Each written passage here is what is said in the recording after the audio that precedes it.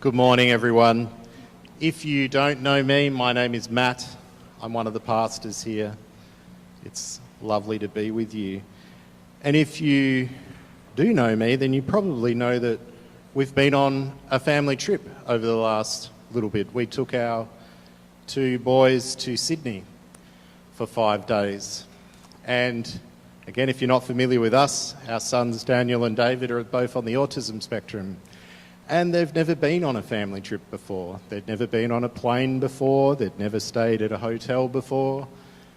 They'd never been anywhere before. So it was a big thing, and it was hugely successful, and it was wonderful to see how engaged they both were with all the things we did.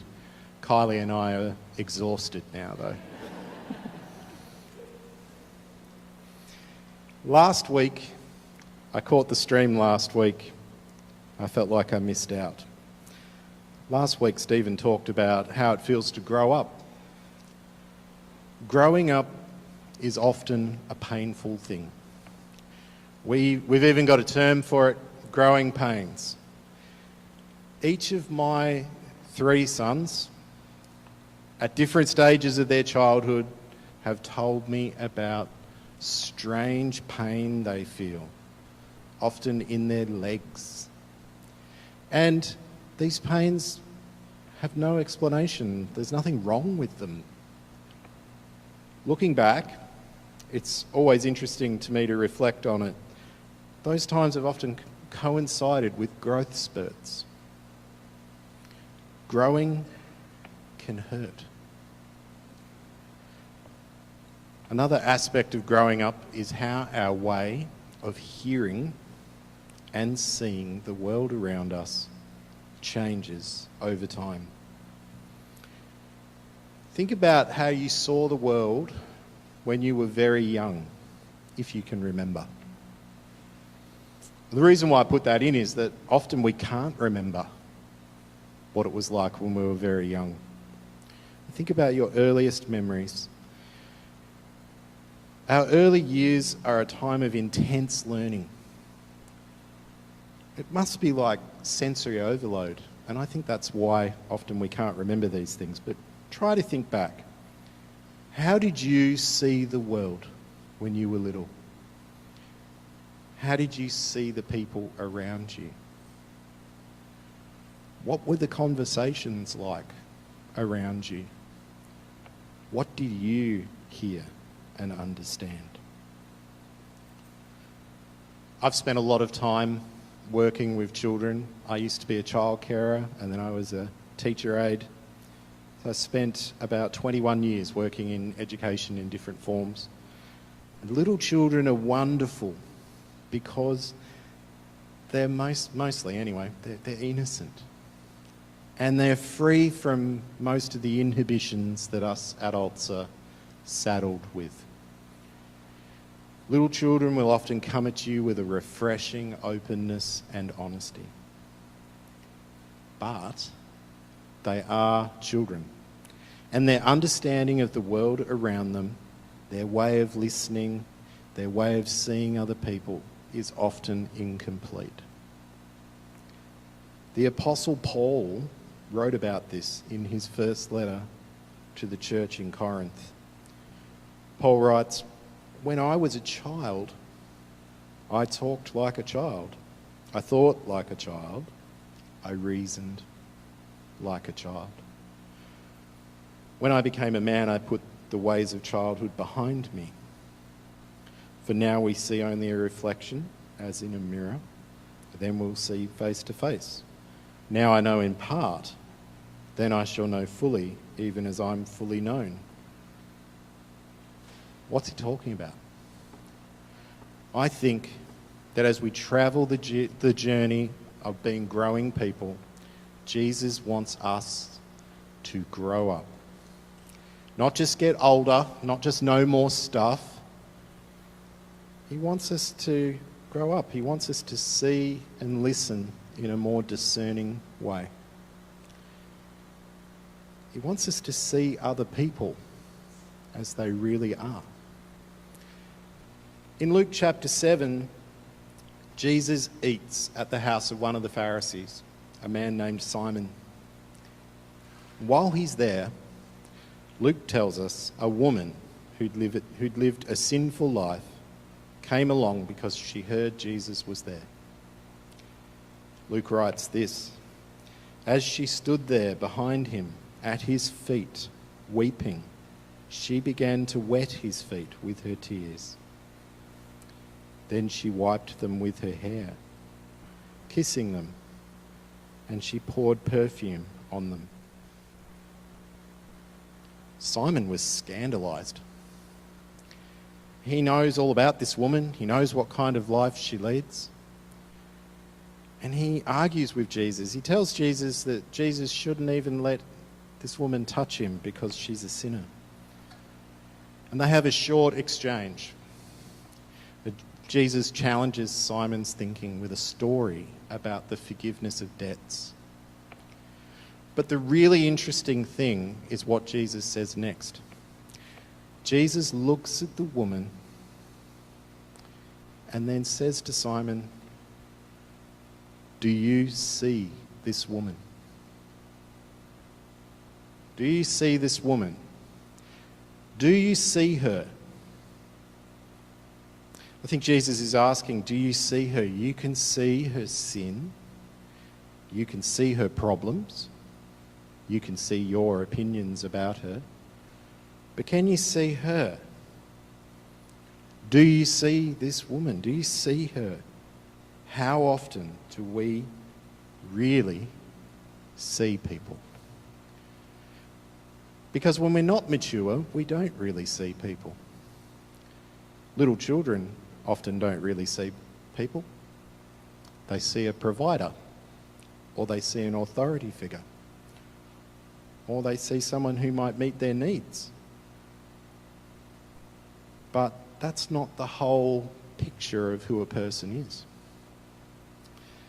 Unfortunately, as we get older, we often don't get better at this. But if we want to be like Jesus, if we want to grow and follow Jesus, we have to learn to see people like Jesus sees them. Who hates modern supermarkets? I do. I hate them. Can't stand them. When you go to a supermarket, do you feel like the level of service has gotten better or worse? Quick poll.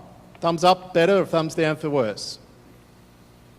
It's a fairly unanimous verdict for the service being worse. Why do we think that is?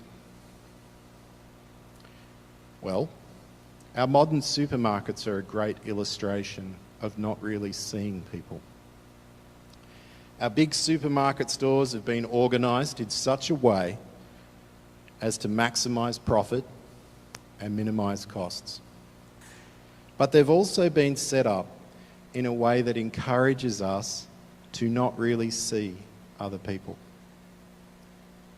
You can go into one of these places, you can buy all your groceries, pay for them and pack them yourself at a self-checkout and leave without ever speaking to or even looking at a staff member.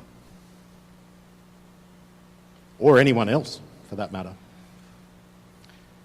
And then, all too often, if we as customers do use a checkout with a staff member, we don't really see that person. Ask yourself, when you're in this situation, do you look into the eyes of the staff member? Do you talk to them? Do you ask them how their day has been? Do you say thank you? Or are you just getting your needs met? When we think about other people as a means of getting our needs met, that's actually dehumanising them. It's actually abusive. When Jesus asks Simon, "Do you see this woman?" he might as well be asking me or any of us a question like, "Do you see this supermarket employee? Do you see this bus driver Do you see this nurse? Do you see this cleaner? Do you see this admin assistant? Because if we are just seeing other people as a way to get our needs met, we're not really seeing them at all, and we're dehumanising them. So our big supermarkets, they're set up in a way to view customers as a means to an end, profit. But they're also spaces that encourage customers to see the staff members as a means to an end. In that way, I would argue our big supermarket stores are a kind of microcosm of how our capitalistic and individualistic culture encourages us to not really see other people. So, if we want to grow up as followers of Jesus, we need to be making the effort to see other people as people in every aspect of our lives. Each person we encounter was handcrafted by God and made in his image, whether we like them or not. When we dehumanize each other, we are disrespecting God in a profound way. And it's really easy to do. I do it too. We all do it. We need to see other people the way Jesus sees them. We're actually usually fairly good at doing this with people who we like family and friends, but we're not so good at doing it with people who we care about less, or with people who we don't like at all. Jesus challenges us to do better. We heard the reading earlier from Luke chapter 6. Jesus says this, "If you love those who love you, what credit is that to you? Even sinners love those who love them. And if you do good to those who are good to you, what credit is that to you? Even sinners do that. And if you lend to those from whom you expect repayment, what credit is that to you? Even sinners lend to sinners, expecting to be repaid in full. But love your enemies, do good to them, and lend to them without expecting to get anything back. Then your reward will be great, and you will be children of the Most High, because he's kind to the ungrateful and wicked. Be merciful, just as your Father is merciful." Jesus is proposing a sort of radical kindness. He's telling us to love, respect, and value everybody, even people we don't like. Jesus wants us to grow.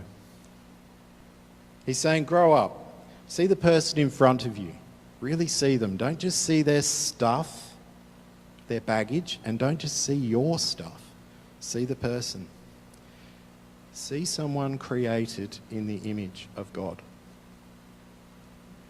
When we do this, it completely changes how we do conflict with each other. If I simply see other people as being there to meet my needs, then it is very easy to get angry when things aren't the way I want them to be. But if I'm really seeing other people, then I have to recognise that they're a human with their own wants, their own needs, and their own opinions just like me. And I have to take all that stuff into account when we do conflict with one another.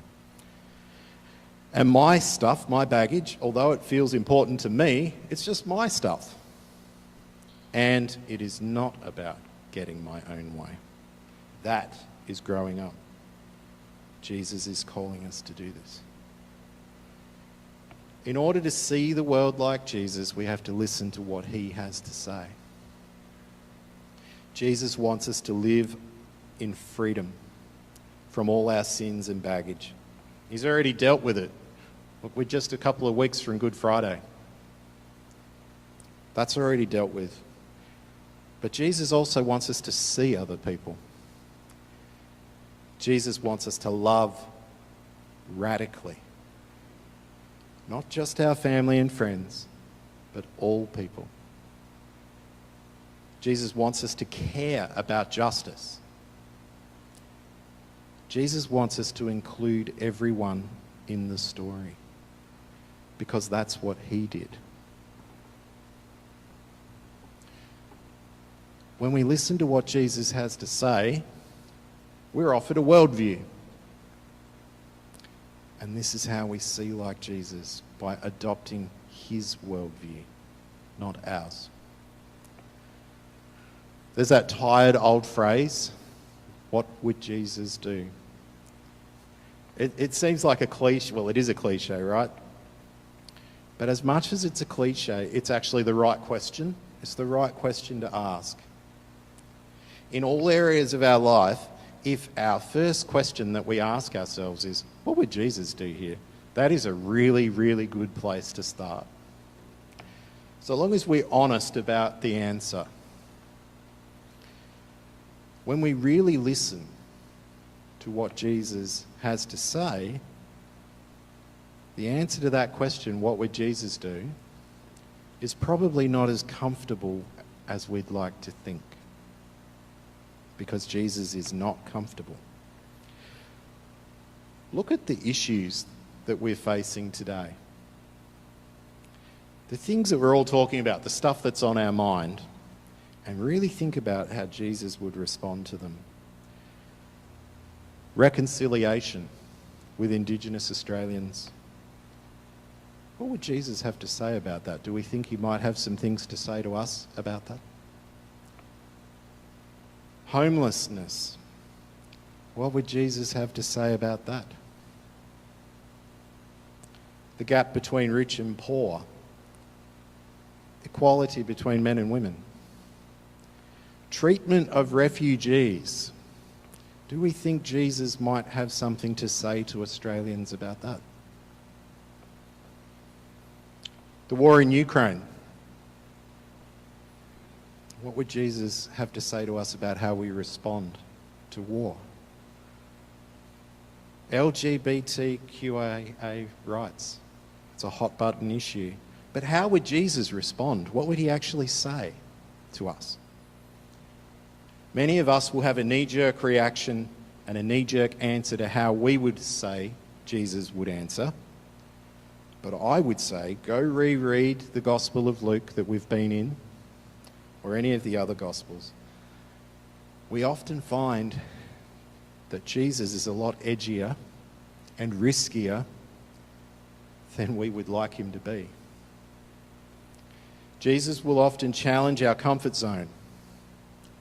Jesus will always challenge our self-righteousness. What does that say about that list of issues? Maybe Jesus is asking us, do you really see Indigenous people? Do you see homeless people? Do you see poor people? Do you see disempowered and abused women and children? Do you see refugees? Do you see Ukrainians and Russians? The Russians too. Do you see them as people? Do you see this gay man or this lesbian woman or this trans person? Do you actually see them as people before attaching a label to them? Do you see them?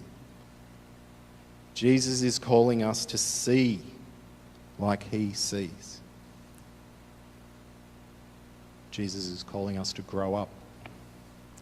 And growing up will mean learning to have a bigger and deeper view of the world around us and the people we encounter. Growing up means we have to think about our relationships differently.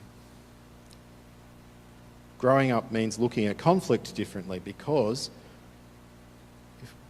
if we're really seeing other people, then that changes how we respond to them. Living this way we can build a community here at Hobart Baptist Church that will shine. And it will make other people want to understand what's different about this place and how they can get it for themselves.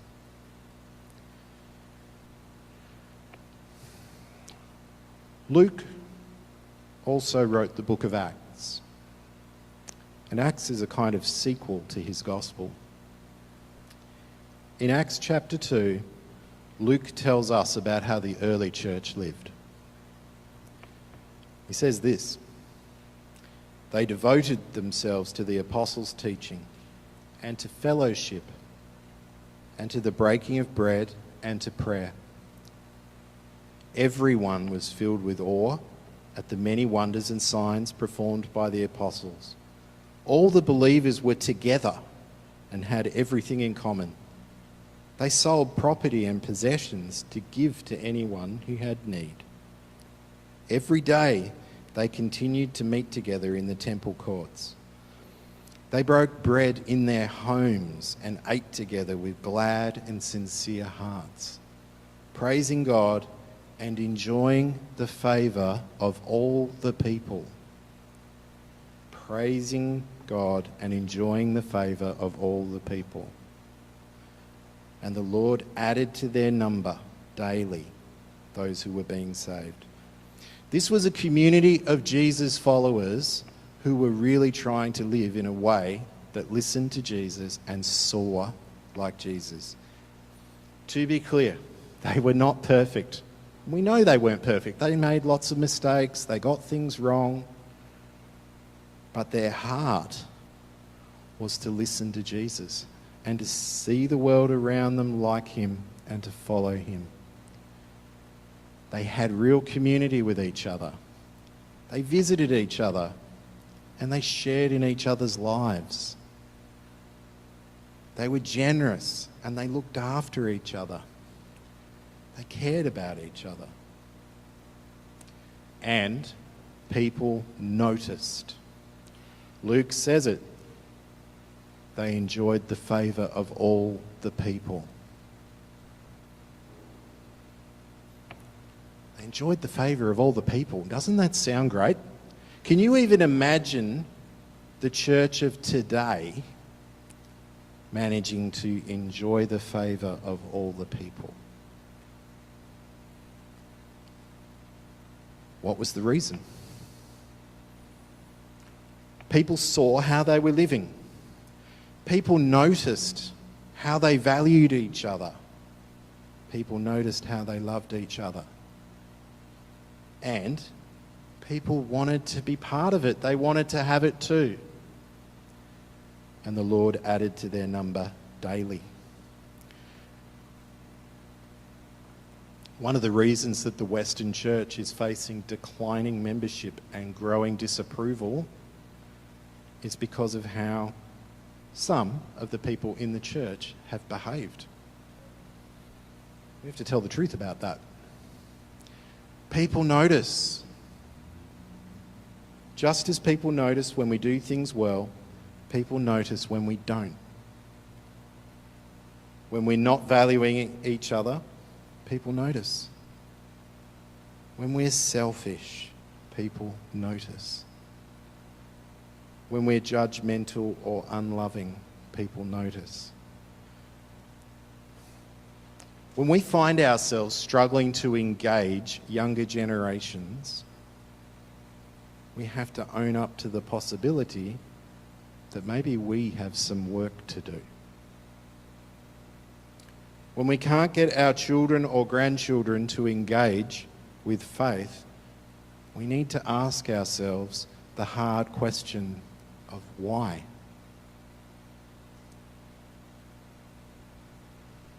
How do we need to change? How do we need to grow? Jesus is calling us to grow up. He's calling us to listen to him and to start looking at the world the way he looks at the world. And my prayer for us here is, Lord, let us see. Let us hear. Let us learn.